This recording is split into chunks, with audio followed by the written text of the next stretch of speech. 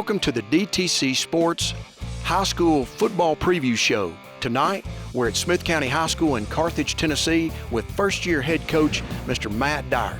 Coach, welcome to Smith County. Welcome to the show tonight, and we're so glad to have you. It looks like that things are getting back to normal, and we're going to be able to have fans in the stands, and things are going to be back to normal, and it's not going to be like a live scrimmage. How do you feel about that? Oh, man, shoot, Luke, I'm pumped about that, and I know the community's pumped about it, and I know the players are pumped about it. Last year was just an anomaly, you know, with limited access, limited crowds. I coached at Trousdale County last year, and we were only allowed to have, I think, 900 people in the stadium. And I'm telling you, man, it was just an eerie feeling because, you know, I've been coaching since 2009, and it's just used to having packed stadiums, a lot of people just cheering, hollering, getting wild. And, you know, I've coached in rural communities, and they love their football, man. And they want to be there. They want to support their community program. They want to support their kids. And, you know, that was kind of taken away last year because of the pandemic, COVID, and all that. And now that we are kind of resembling some form of normalcy, you know, and I'm not the only coach, I've talked to other coaches too, that they're just excited of getting to be able to pack their stadiums and just get as many people in the stands as they can. And, you know, everybody's just excited about it because, man, that's just Tennessee football, especially Middle Tennessee football and rural football at the high school level. It just brings a different air of excitement, and especially for the kids, man. You know, as a coach, I know I very rarely probably pay attention to what a lot of people are saying or hollering behind me, but you still get that feeling of that just a lot of people's behind you, and you know, you hear the background noise, but you don't hear specific noises, but you know that it feeds the kids. You know, it just gives them something to pump them up to play in front of their community. And, you know, just that excitement of just having people in the stands, man, that's going to be awesome this fall. And I know I'm not the only coach. All coaches are looking forward to it. I know players and parents and everybody's looking forward to it. But it's going to be real exciting to have people back in the stands. Kind of goes back to the old saying, you never know what you've got and respect it until you lose it. We lost it last year with not having fans around. So we did. That that kind of hurts. Coach, I want to go back and I know that you're a Smith County grad. Tell me what appealed to you about this job, and I guess what moved you to come back here and take this job. Tell us a little bit about that. Well, of course, you know, I'm an alumni here, and I graduated from here in 2005. And shoot, me and my wife, Stephanie Dyer, she's the food nutrition supervisor for Smith County Schools, actually. And, you know, we live just right across the road over there on Jackson Avenue. Okay. And we've lived there since 2011. So I've always had to drive from here, you know, just being a stone throw away from this school to the other schools I've worked at. And of course, you know, there's the underline that my dad coached here. You know, he was an assistant here under Gary Rankin, and then he was a head coach here in the early 90s. And, you know, that plus with me being an alumni, my mom teaches here in the high school. I tell my wife I'm spoiled now because within 2 minutes I can be from my driveway to my parking spot, you know, ready to go. But, you know, all of those things just tied together and just made it a very appealing application for me to put in.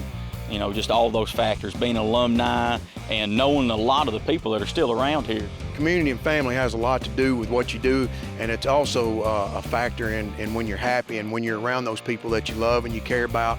I guess it's easier to do your job, and I can tell that you're excited about being here. Let's go back and talk now a little bit about, you brought it up, spring. How did spring practice go, and what did you see from the start of spring practice to the end of spring practice? What was one of the biggest things that you saw, that you noticed, that you felt good about? I just felt good about our total buy-in. You know, me and my coaches, we came in and we were pitching a whole new project. We were wanting to put in a whole new defense, whole new offense. I mean, basically start from the ground up, you know. I wanted to bring some stuff that I had coached when I was at Trousdale, when I was at Lafayette, some things that I had learned from Coach Mark Pemberton when I was at Lafayette. You know, he's coaching at Ray County now. He won a state championship when he was at Knox Catholic, and a lot of the stuff I learned offensively, I've just taken with me through the years, especially when I was at Trousdale. Coach Paul Pitts, he was another guy that I learned a lot with my 2 years at Trousdale. And I wanted to bring some of that stuff here offensively. And of course, letting Jason Harville run the defense, I wanted him to put his spin on it. And I told him what we want to do, and he said, you know, let's roll with it. So we were putting 2 whole new philosophies in this spring.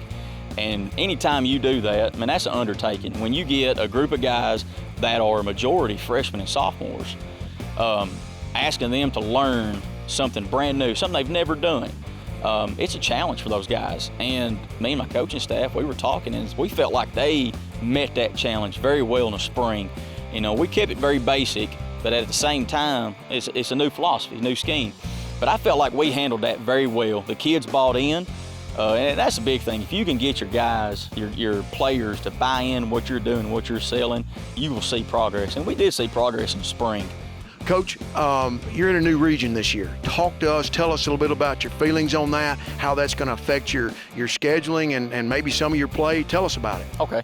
Well, we are in a new region this year. Now, we're still playing in 3A football, but we do have all new opponents from the region that we had last year. That's going to be Jackson County, Stratford, Maplewood, and East Nashville. You're going to have to be fundamentally sound. Yes, sir. It's a good region. It really is. Be a lot of good football played each Friday night in your region. And, yeah, it'll definitely get us ready for the playoffs, too. Most definitely. Coach, one last thing. Tell us about some of your key position players, and just talk to us a little bit about that. Well, our quarterback is a returning starter in Johnny Lida. He's going to be a junior for us. Johnny is the one guy that we really talked about in the spring who really picked up the role and the mantle of quarterback, being the general of the huddle. And he really picked that up. When he found out what we were planning on doing with him, I believe he gained a little bit of confidence that was lost after last season. And he has really embraced his role. And he has really impressed us with his athletic ability and his speed. Now, we would still like for him to assume more of a leadership role. But, Johnny Lida is one he's going to put us on his back if he can. He's a very athletic playmaker. Another one is Bryce Curry. He's going to play a little running back for us and linebacker. He was another starter last year as a sophomore. He'll be a junior this year. I want to say the sucker had 100-something tackles at linebacker last year as a sophomore. He's on a few lists, I know, for Upper Cumberland teams for his linebacker play. So I know Bruce is excited about that, and I'm pretty excited for him too. But he is a natural playmaker on defense. He is the guy that gets everybody lined up. He's making all the calls. He's getting the secondary lined up. He's getting the front lined up. He really relishes the role that he plays on defense, and that is just taking command of everybody, and he does a daggum good job doing it. Offensively, this would be probably the first time he's ever taken a handoff, is what he's told us. In the spring, when we told him he was going to move into a little fullback, a little running back, I believe he said, Coach, how do you take a handoff? I don't know if I've ever taken a handoff right here. It's like, well, Bruce, we're going to teach you right here, bud. And me and Coach Harville was actually talking today. He has really picked up and assumed that role that we've asked him to do. We're asking him to do a lot of things offensively. We're asking him to run a lot of routes. We're asking him to block, kick people out, ISO block people. And then we're asking him probably carry the ball probably 10 or 15 times too.